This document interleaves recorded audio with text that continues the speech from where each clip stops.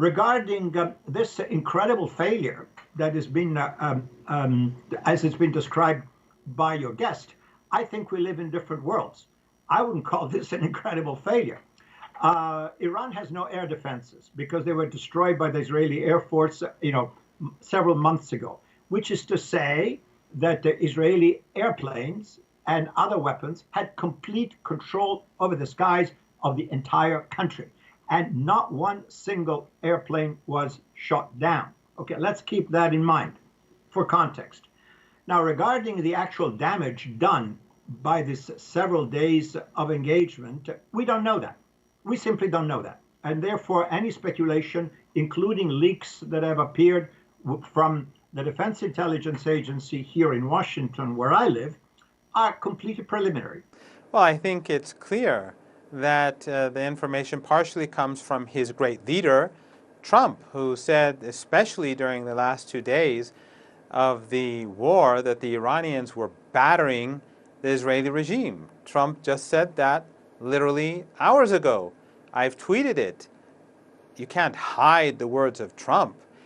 And Bannon, Steve Bannon, who is very important in the MAGA movement and a key figure in U.S. politics, said that the ceasefire was about saving the Israeli regime. And it had run out of air defense capabilities. Its skies were unprotected, your guest fails to point out.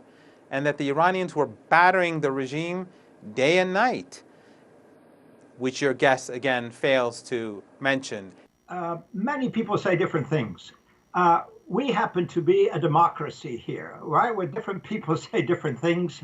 There's an opposition. There are people who are in favor of this, against that. Even within the Republican Party, there are different voices. Somebody cited before Mr. Bannon. Well, let me remind you, Mr. Bannon, while he may be influential, definitely in certain segments of the Republican Party, is not in the government. He doesn't speak for the Republican administration.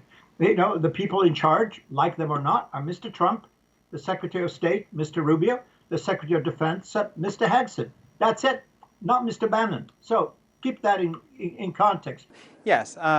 First, I should say that Steve Bannon is not an ordinary person.